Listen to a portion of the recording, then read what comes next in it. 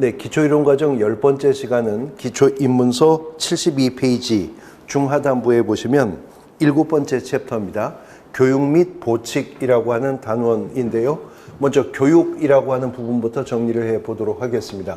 우리 공인중개사 법령에 규정이 되어 있는 교육은 4가지 종류의 교육이 있습니다. 그래서 이제 우리가 기본 이론 과정 들어가도 항상 교육은 4가지 교육을 펼쳐보면서 그 교육 상호 간의 공통점과 차이점들을 분석해 나가셔야 됩니다. 일단 기초과정에서 그 명칭부터 배워보시면 공인중개사법에 규정되어 있는 교육이 4가지가 있다고 했었죠.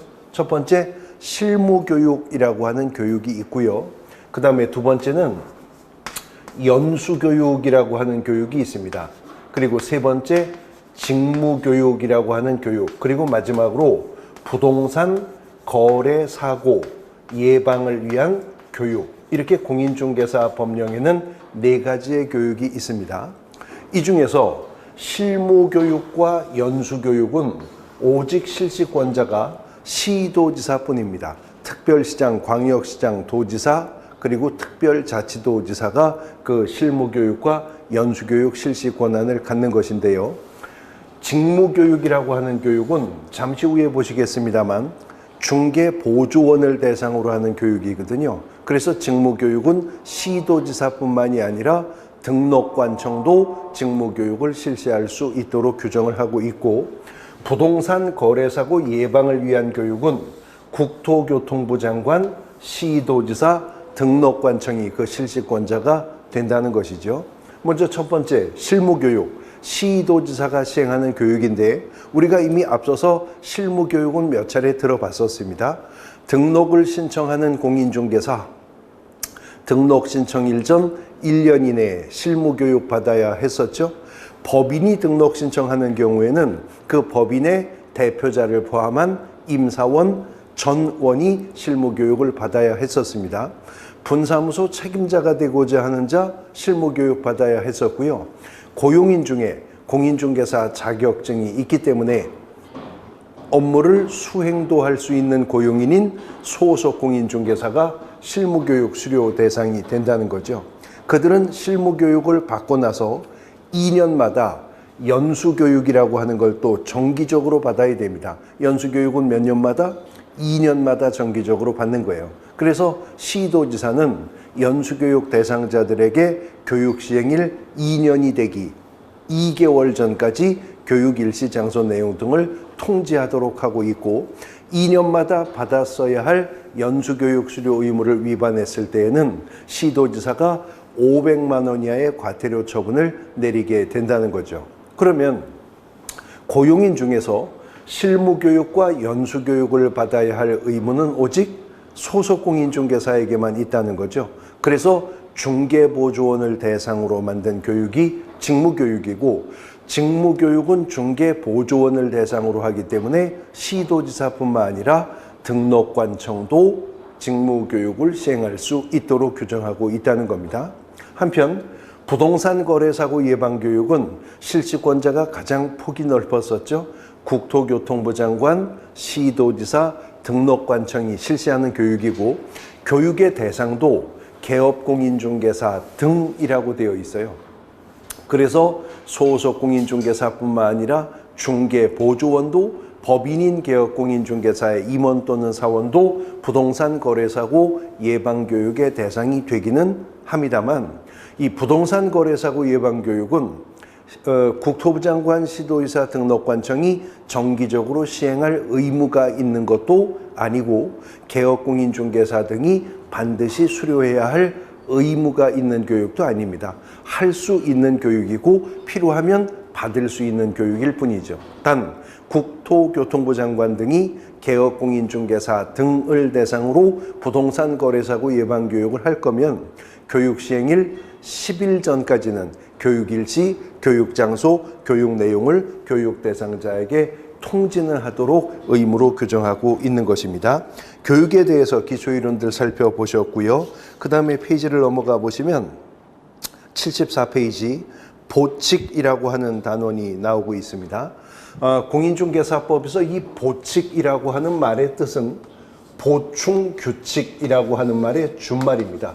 그리고 공인중개사법 보충규칙이라고 하는 부분에 규정되어 있는 테마는 세 가지 테마가 있는데요. 첫 번째는 업무 위탁에 관한 규정을 보칙규정에서 두고 있습니다. 그리고 두 번째는 포상금 제도, 일정한 공인중개사법 위반 행위에 대해서 신고 고발한 자에게 인센티브로 포상금 주겠다고 하는 제도고요. 그리고 세 번째는 행정수수료, 일정한 절차에서 신청인이 내야 되는 돈, 수수료죠. 행정수수료 납부 의무 규정, 이렇게 세 가지가 공인중개사법 보칙이라고 하는 단원을 구성하고 있습니다. 자, 먼저 첫 번째 업무 위탁에 관한 부분인데, 공인중개사 법령은 국토교통부 장관, 시도지사 등록관청이 그 소관 업무를 일정한 대통령령이 정하는 자에게 위탁할 수 있도록 하는 규정을 두고 있는데, 지금 현행 공인중개사법상 위탁할 수 있는 업무는 두 가지 업무가 위탁이 될 수가 있다는 것인데요. 우리가 이미 2장 공인중개사 제도에서 본 얘기입니다만, 공인중개사 시험을 시행하는 업무가 위탁이 될 수가 있다는 겁니다. 원래 공인중개사 시험은 시도지사가 시행하는 것이 원칙이고, 예외적으로는 국토교통부 장관도 본 시험을 시행할 수 있었었죠. 그런데 이러한 공인중개사 시험 시행 업무는 시험 시행기관으로부터 위탁받은 기관에서 시험을 주관할 수 있도록 하고 있어요. 그래서 공인중개사 시험 시행 업무를 위탁받을 수 있는 기관이 둘 있는데, 하나는 공공기관 운영에 관한 법률상의 공기업 또는 준정부기관입니다. 공기업 또는 준정부기관이 공인중개사 시험 시행 업무를 위탁을 받을 수가 있고요. 또 하나가 공인중개사 협회입니다. 이제 우리가 이어지는 단원에서 이 공인중개사 협회 기초이론도 정리해 볼 건데, 공인중개사 협회도 공인중개사 시험 시행 업무를 위탁을 받을 수가 있다는 거죠. 우리 공인중개사법에 또 하나 위탁할 수 있다고 하는 업무가 바로 교육 업무입니다. 우리가 지금 방금 전에 교육에 대해서 살펴봤었잖아요. 실무교육, 연수교육, 직무교육 같은 교육 있었습니다. 이런 교육 업무도 위탁을 할 수가 있는데, 교육 업무를 위탁받을 수 있는 기관 중에는 앞서 공인중개사 시험 시행 업무를 위탁받을 수 있는 두 기관이 다 포함돼요. 공기업 준정부기관과 공인중개사 협회입니다. 그런데 교육 업무는 공기업 준정부기관이나 공인중개사 협회 외에도 위탁을 받을 수 있는 곳이 있는데, 바로 부동산 관련 학과예요. 부동산 관련 학과가 개설되어 있는 고등교육법 규정에 의해서 설립된 전문대학을 포함한 대학이 교육 업무를 위탁받을 수가 있다는 거죠. 그러니까 비교하면 공기업 준정부기관이나 공인중개사 협회는 공인중개사법의 업무 위탁에 대해서는 시험 시행 업무도 위탁받을 수 있고 교육 업무도 위탁받을 수가 있다는 거죠. 그러나 부동산 관련 학과 개설된 대학은, 원래 대학은 교육기관이니까 대학은 교육 업무는 위탁받을 수가 있지만, 부동산 관련 학과가 개설되어 있다 하더라도 특정한 대학이 공인중개사 시험 시행 업무를 위탁받지는 못하게 될 것이다 하는 겁니다. 업무 위탁에 관한 부분이었고요. 이제 오른쪽에 75페이지에 보시면 포상금 제도가 나오죠. 공인중개사법 위반 행위 중에 특정한 위반 행위에 대해서는 신고 고발한 자에게 인센티브로 포상금 지급하도록 하는 규정이 있습니다. 그러면 어떤 공인중개사법 위반 사유가 신고 고발했을 때 포상금 지급받을 수가 있는가라고 하는 것인데, 75페이지 상단부에 보시면 박스 안에 신고 고발했을 때 포상금 받을 수 있는 위반 대상 사유가 있죠. 첫 번째는 무등록 중개업자, 중개사무소 개설 등록을 하지 않고 중개업을 하는 자를 신고 고발한 자는 포상금 지급받을 수가 있다는 겁니다. 그 다음에 두 번째는 거짓 그 밖에 부정한 방법으로 등록을 한 자, 이자를 신고 또는 고발했을 때에도 포상금 지급받을 수가 있는 것입니다. 그 다음에 세 번째는요, 중개사무소 개설 등록증. 네 번째는요, 공인중개사 자격증인데, 이 중개사무소 개설 등록증이나 공인중개사 자격증을 양도되어 한 자나 혹은 양도대여를 받은 자를 신고 고발했을 때 포상금 받을 수가 있다는 겁니다. 등록증 양도대여를 한 자나 받은 자 혹은 자격증 양도대여를 한 자나 받은 자를 신고 고발하면 포상금 받을 수가 있다는 겁니다. 근데 지금 여러분들이 보고 계신 기초입문서에 박스 안에 75페이지 상단 박스 안에 신고 고발했을 때 포상금 지급받을 수 있는 위반 대상 사유들이 여기까지 나열되어 있죠. 근데 기초서가 출간된 이후에 이 공인중개사 법령은 또 일부 개정이 되었습니다. 공인중개사 시험은 시험 시행일 현재 시행되고 있는 현행법을 가지고 답안을 수험생이 작성해야 되기 때문에 앞으로도 2021년 10월 시험이 시행되기 전에 개정 시행되는 사항들이 있으면 그 부분들은 수정 보완하면서 공부를 하셔야 됩니다. 여기에 포상금 지급받을 수 있는 위반 대상 사유가 세 가지가 더 추가가 되었습니다. 세 가지가 더 추가가 되었는데요. 첫 번째는 개업 공인중개사가 아닌 자요.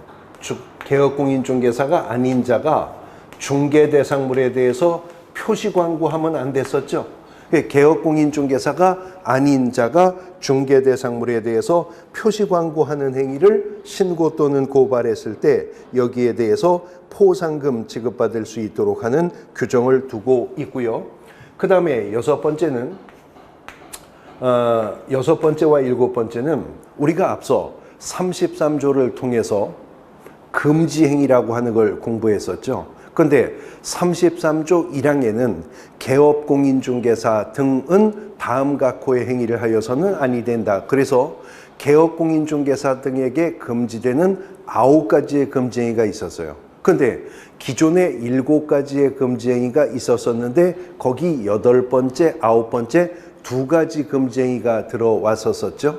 그리고 공인중개사법 33조 2항이 2020년 신설되어서 누구든지 그 5가지 중 어느 하나의 행위를 통해 개업공인중개사의 업무를 방해하는 행위를 하여서는 아니 된다라고 하는 행위가 5가지가 있었습니다. 그래서 2020년 개정으로 들어온 개업공인중개사 등에게 추가 금지되는 2가지 행위에다가 33조 2항에서 5가지 누구든지 하면 안 된다는 행위, 이 7가지를 합쳐서 우리가 부동산 거래질서 교란행위라고 통칭하여 부른다고 했었었죠. 결국 부동산 거래질서 교란행위는 공인중개사법 33조의 1항 8호와 9호, 이거는 개업공인중개사 등에게 금지하는 행위였었고요. 그 다음에 2항 1호부터 5호까지 5가지, 모두 7가지가 부동산 거래질서 교란행위인데, 이런 부동산 거래질서를 교란하는 행위를 신고 고발했을 때에도 포상금 지급하도록 포상금 지급의 내용이 일부 개정되어서 앞으로 시행될 겁니다. 자, 이런 위반 사유에 대해서 신고 또는 고발을 한 자에게 포상금을 지급을 하겠다는 것인데요. 그 신고 또는 고발을 어디 가서 하느냐 하는 문제도 지금까지는 등록관청이나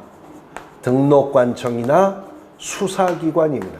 등록관청이나 수사기관에 신고 또는 고발하도록 하고 있는데, 지금 부동산 거래질서 교란행위도 이제 신고 고발할 수 있도록 그 사유가 확장되었죠. 그래서 신고 또는 고발은 등록관청 수사기관 외에도 부동산 거래질서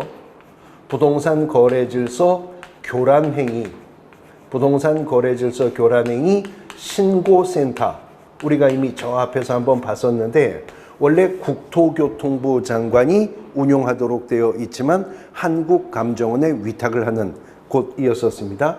그래서 등록관청 수사기관 외에도 부동산 거래질서 교란행위 신고센터에도 이런 위반 행위에 대해서 신고할 수 있도록 합니다. 단 신고 고발 행위가 있다고 해서 포상금이 지급되는 것은 아니고, 일단 이러한 신고 고발 행위는 이런 위반 행위가 행정기관에 의해서 발각되기 전에 신고 고발이 있어야 합니다. 그리고 신고 고발한 사건에 대해서요, 검사가 공소 제기하거나 또는 기소유예 처분을 내렸을 때 포상금 지급은 확정됩니다. 공인중개사법상 포상금은 건당 50만 원을 지급하는데 그 50만 원 중 100분의 50% 범위 내에서는 국고가 보조할 수 있도록 하고 있는 것이고요.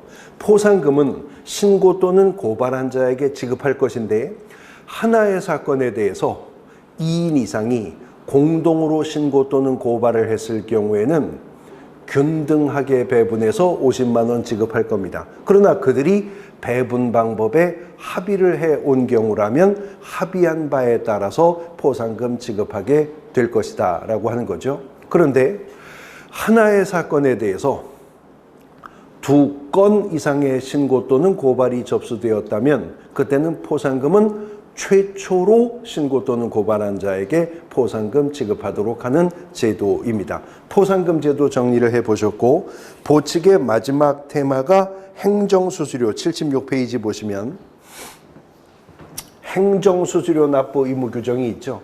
우리 공인중개사법 47조 1항에 근거해서 수수료 내야 되는 경우가 6가지가 있습니다. 기초과정이니까 그냥 구경이나 하시는 거예요. 외우시는 건 지금은 아니지만 앞으로는 이제 외우셔야 되는데, 행정수수료 내야 되는 경우 6번 있습니다.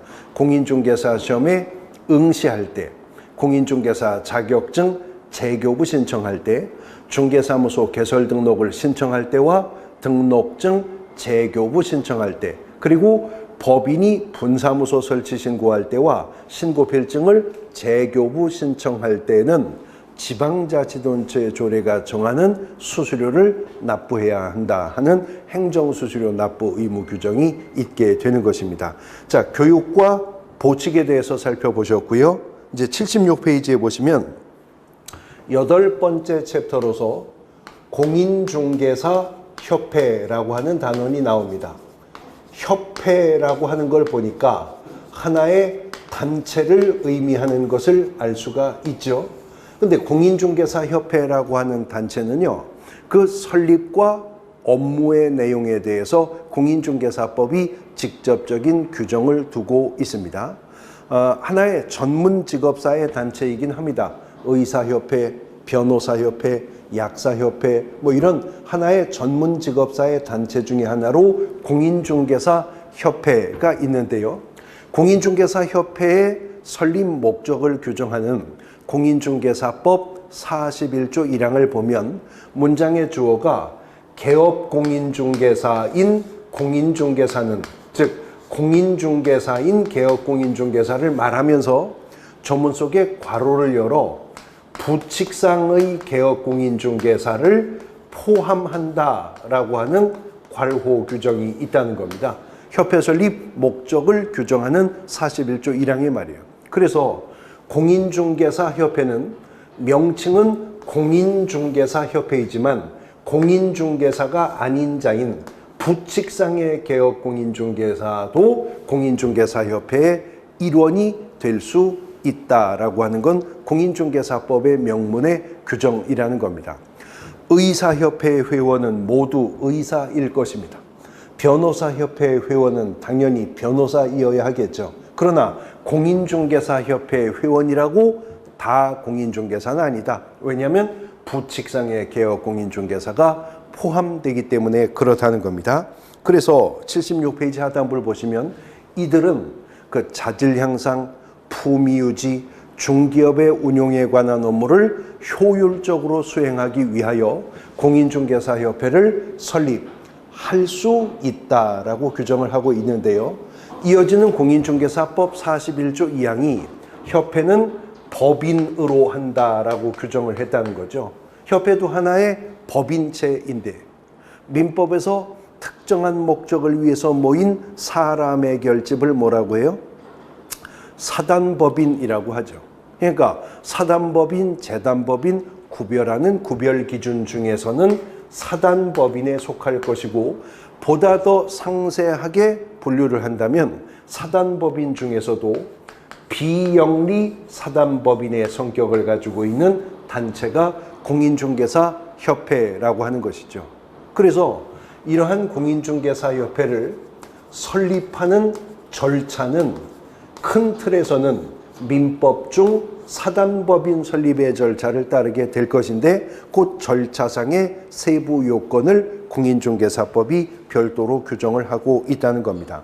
협회도 하나의 사단법인이기 때문에 공인중개사협회를 설립하기 위해서는 첫 번째 정관을 작성을 해야 돼요.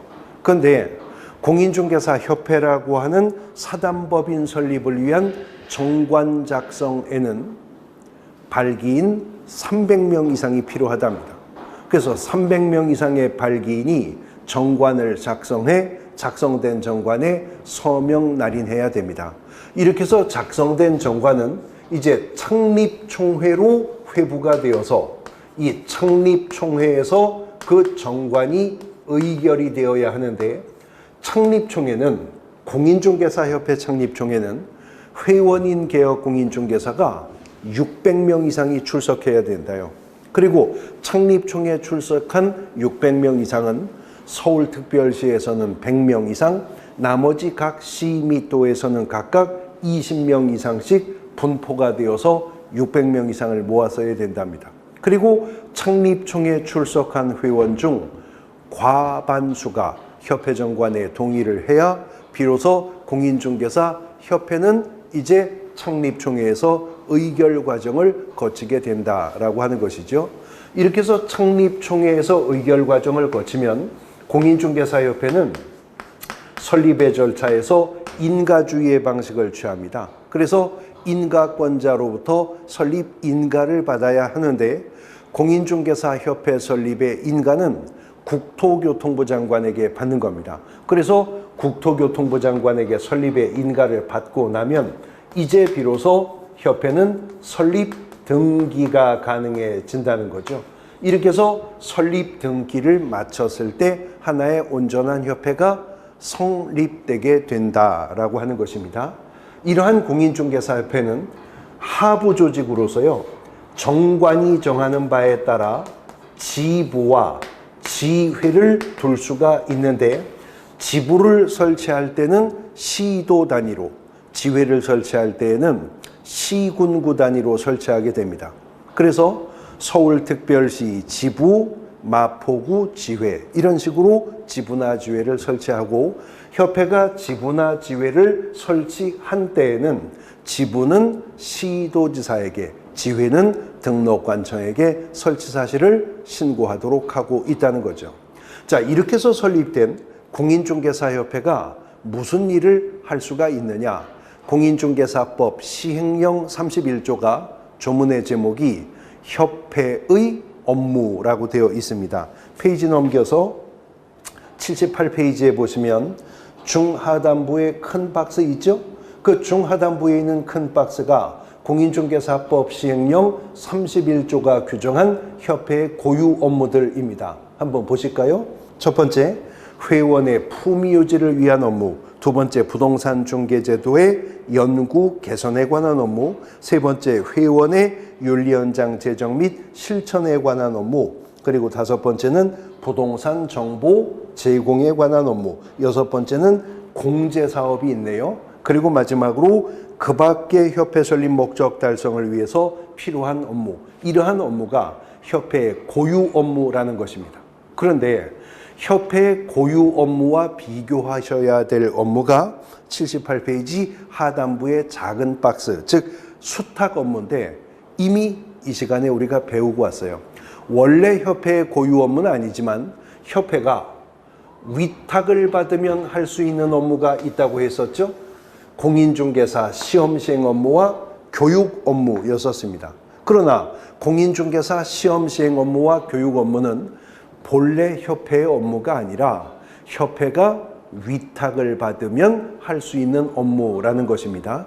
그 다음 교육 업무와 공인중개사 시험시행 업무는 이미 이번 시간에 배우셨는데 기초과정이지만 협회도 위탁받으면 할 수 있는 업무였지 협회만 위탁을 받아 할 수 있는 업무도 아니었었던 거죠. 어쨌거나 이렇게 협회가 위탁을 받으면 할 수 있는 업무와 본래 협회에게 부여되어 있는 고유 업무 비교 구분하실 수 있어야 한다라고 하는 것이죠. 그 다음 고유 업무와 관련해서는 78페이지 큰 박스 안에 협회의 고유 업무 중 6항을 보시면 공제사업이라고 하는 게 있잖아요.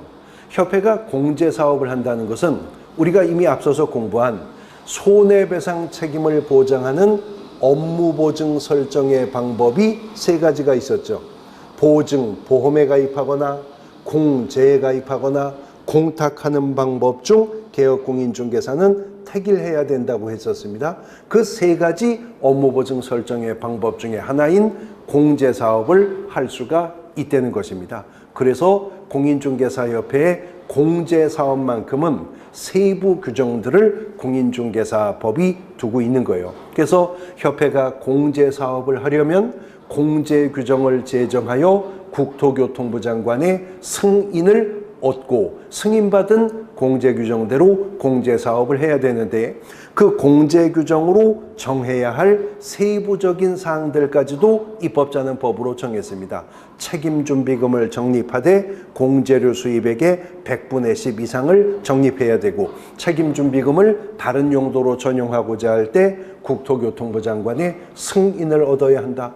협회가 공제사업을 한다면 공제사업의 운용실적을 공시를 해야 된다. 그리고 협회가 공제사업을 한다면 공제사업 운영위원회를 협회에 두게 된다 하는 겁니다. 근데 우리가 이미 2장에서 공인중개사 정책심의위원회라고 하는 위원회를 하나 봤었죠. 우리 공인중개사 법령에는 위원회가 2개 있습니다.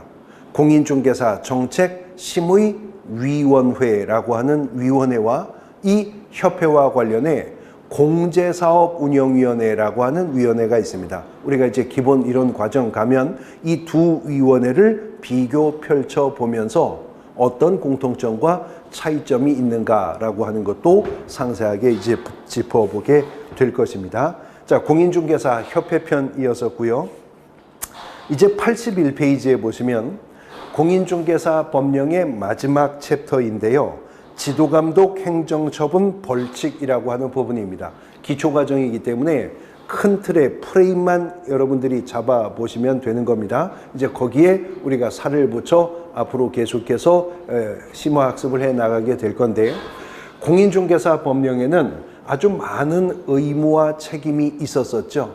그런 의무와 책임의 이행을 담보하기 위해서 공인중개사법은 일정한 감독관청이 감독 대상자에게 지도 감독을 하고 이 지도 감독 과정에서 법령 위반이 적발되었을 때 일정한 제재를 가할 수 있도록 하는 내용이 바로 이 공인중개사 법령의 마지막 장인 지도 감독 행정처분 벌칙이라고 하는 단원입니다. 그래서 본 과목에서 공인중개사법의 공법적 성격을 두드러지게 드러내는 단원이 이 단원이고요. 최소 서너 문제가 매년 출제가 됩니다. 그러니까 본 과목 40문제의 10% 정도는 공인중개사 법령편의 지도감독, 행정처분, 벌칙과 관련해 문제가 출제가 될 것이다 하는 거죠. 기초과정에서는 어떤 공인중개사법상의 제재가 있는지의 프레임을 잘 잡아두셔야 됩니다. 공인중개사 법령 위반 행위에 대해서 공인중개사법이 규정하고 있는 제재는요. 제재는 크게 양분을 해보면요. 행정, 처분이라고 하는 게 있고요. 그 다음에 또 하나는 벌칙이라고 하는 게 있습니다. 공인중개사법 위반 행위자에게 행정처분이 부과될 수도 있고 벌칙이 부과될 수도 있다라고 하는 거죠. 근데 먼저 공인중개사 법령에 규정되어 있는 행정처분은 모두 5가지 종류의 행정처분이 있거든요. 그 명칭들을 나열해 보면 첫 번째, 등록 취소라고 하는 행정처분이 있습니다. 두 번째, 업무 정지라고 하는 행정처분이 있고요.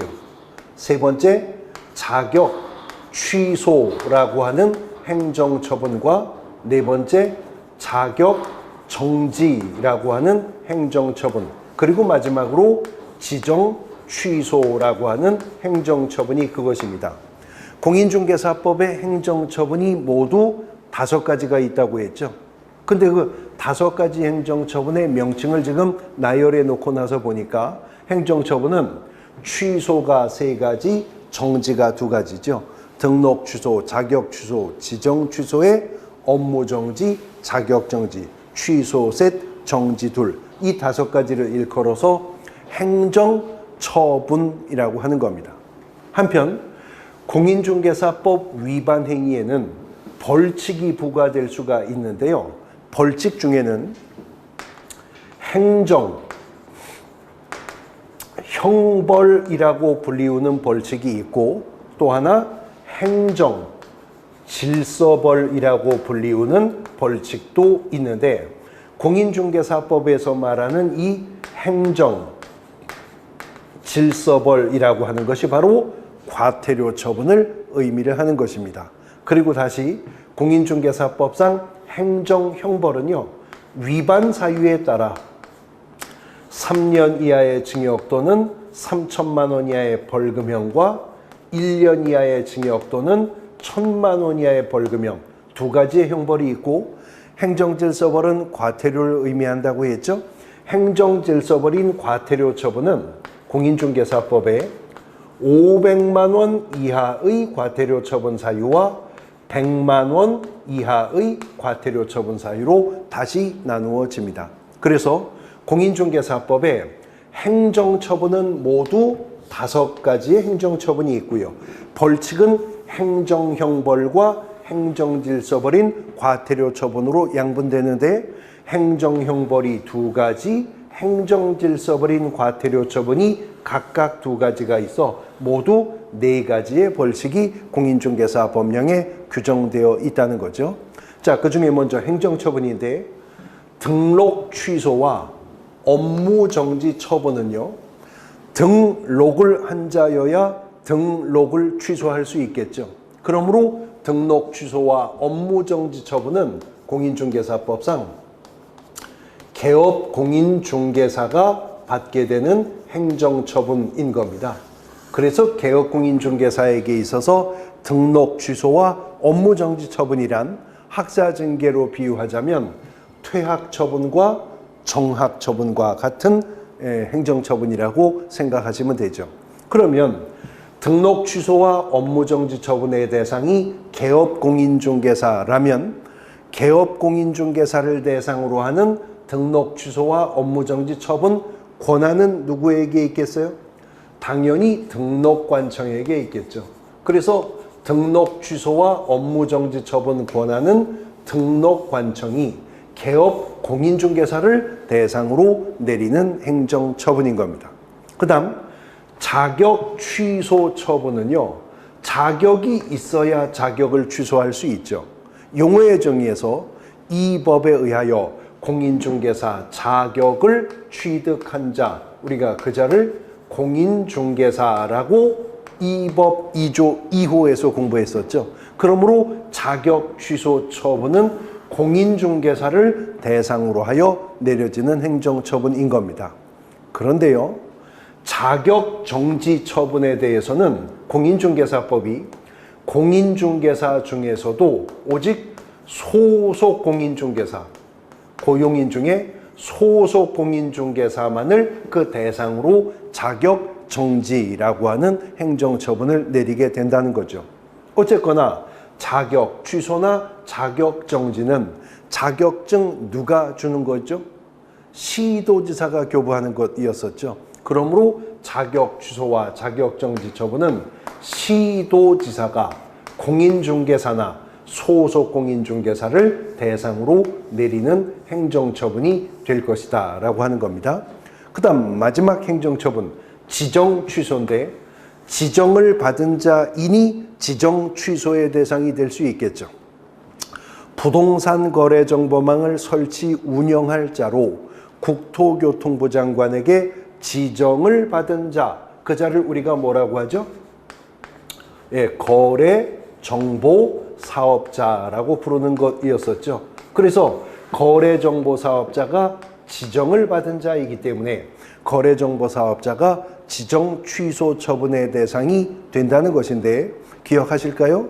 누가 거래 정보 사업자 지정을 해 줬었었죠?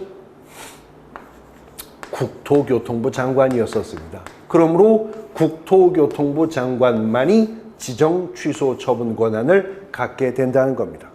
그러니까 공인중개사법에는 5가지 행정처분이 있는데 그중에 등록 취소와 업무정지 처분은 개업공인중개사를 대상으로 등록관청이, 자격 취소와 자격정지 처분은 공인중개사와 각각 소속 공인중개사를 대상으로 시도지사가, 지정 취소 처분은 거래정보사업자를 대상으로 국토교통부 장관이 내리는 행정처분입니다. 그런데 이런 행정처분과는 별도로 공인중개사법 위반에 행정형벌로서 3년 이하의 징역 또는 3천만 원 이하의 벌금, 1년 이하의 징역 또는 1,000만 원 이하의 벌금형이 부과가 될 수가 있는데요. 이거는 형벌입니다. 형법상의 처벌입니다. 그래서 3년 3천이든 1년 1천이든 징역이나 벌금형은 누가 부과하는 거죠? 그건 법원이죠. 형사소송의 절차에 의해 형사재판을 거쳐서 재판부가 선고하여 정하는 형법상의 벌인 것입니다. 이와는 별도로 공인중개사법 위반의 과태료가 부과가 될 수가 있는데요. 이러한 과태료 부과 처분은 행정질서 유지를 위해서 각급 행정기관이 과태료 처분을 내리는 거예요. 그래서 공인중개사법에 500만 원 이하의 과태료 처분 사유도 있고 100만 원 이하의 과태료 처분 사유도 있는데 어떤 과태료 처분은 국토교통부 장관이, 또 어떤 과태료 처분은 시도지사가, 그리고 어떤 과태료 처분은 등록관청이 과태료 처분을 내리게 될 겁니다. 그럼 이걸 일일이 하나하나 과태료 위반 사유별로 기계적으로 연결해 암기를 하셔야 되느냐? 그건 기본 이론이나 심화과정 가도 그거 안 하셔도 됩니다. 왜냐하면 공인중개사법상 이 과태료 처분 사유들은요, 그게 500만 원 이하의 과태료 처분 사유든 100만 원 이하의 과태료 처분 사유든 개별적인 과태료 처분 사유들을 보면 위반 사유만 보셔도 누가 위반을 했는지 100% 드러나게 됩니다.